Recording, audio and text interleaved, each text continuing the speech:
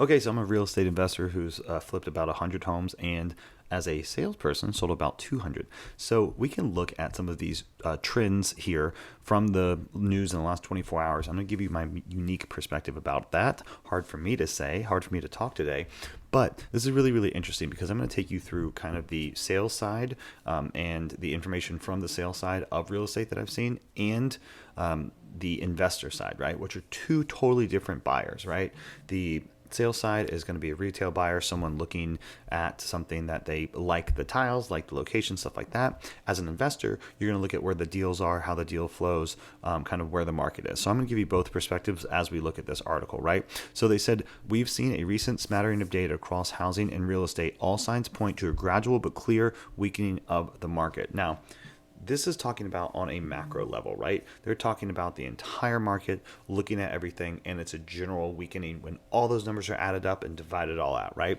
But if you looked at a Fortune news map, and I don't think I have it pulled up, but I'll tell you what it said. Basically said that if you look at the country and bifurcate it, the East Coast, skyrocketing, still going 10% up, still going 12% up, still going 14% up, according to recent numbers. West Coast, down, 10% down, 14% down, 16% down some places. And that is kind of something that they said that they really haven't seen before. So I think that's really interesting. Of course, there's going to be different pockets within that make up, different kind of increases or decreases, not everywhere in the West Coast is decreasing, but in general, you can kind of bifurcate the map and see it down. So when they say that shrinking profit margin on home sales, that's the average of everything and not really telling the full story. So you can see the latest numbers from ATTOM showed the typical home sales in the U.S. gains dipped to a 2-year low through the first 3 months of the year. And what you've seen kind of, at least on the investor side, when I had some houses for sale that I was flipping, you saw them had a pause. You saw the showings pause a little bit, which is really interesting because that's not something that you see, a lot of. But as soon as people figured out that the interest rates were going to go back up some more, they started to buy again. So we really saw a pause around March, late February, early March, which we've now seen it go back to kind of where it was. The drop in profits marked the third consecutive quarter of nationwide slumps, and it coincided with falling home prices in 3/4 of the countries, right?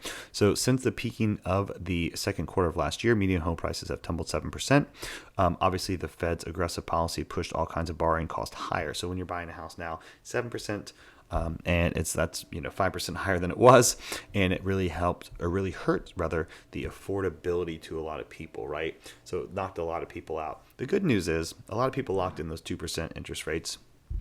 And that was pretty sexy for a while, So we can see right now it's possible for the upcoming peak buying season of 2023 could lead to increased profits owing to favorable mortgage rates and other factors. So I really believe that too. So what's happening here is that when they ease rates eventually, if they do ease rates, they think that the market's going to come back and it's going to really, really increase how the borrowers and buyers interact with the market, meaning that they think a lot of people are going to buy once you have the mortgage rates fall back down or at least kind of average out. And I think that's pretty much fair. So we can see right here that over the next few months, we can expect to gain more clarity regarding whether the current market stagnation is a short-term aberration or a more significant trend. So another sign pointing to a softer housing market is lumber. So you can see the prices for the key building commodity dropped another 4% towards multi-year lows. Data from March shows pending home sales unexpectedly dropped 5.2% in the month. Economists were forecasting an increase of 0.5%. The lack of housing inventory is a major constraint to rising sales. Multiple offers are still occurring on about a third of all listings, and 28% of homes are still selling above listing price. Limited housing supply is simply not meeting demand nationally. So you still have a little bit of a scrunch there, a squeeze there, which means that there are still buyers that can't buy things, even though they can afford things, even with the mortgage rate increases.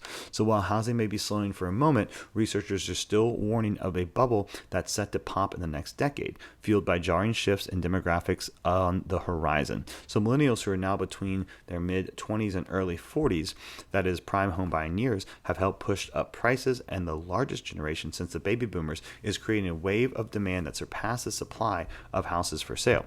But that's going to reverse in the decade ahead as boomers age out of the housing market and post-millennial generations shrink. That opens a door for a potential housing glut and crash in home prices. Now, as you can see, of course, that the economists got it wrong, even what they predicted that's going to happen next month. So, you can never really tell what's going to happen over the year. But it's nice to look at these snapshots of things and look at it for your own potential way. Like, all right, mortgage rates will probably come down, so maybe I wait. And or we can see things still increasing on the East Coast. Maybe I jump in now. So it's nice to have those things just for your own personal situation. And of course, remember, it is very important by geography. So check out some of the other videos on the channel about the housing market, national trends. See the old videos and see how they hold up to these. And then you can kind of compare and contrast where you think the market is going.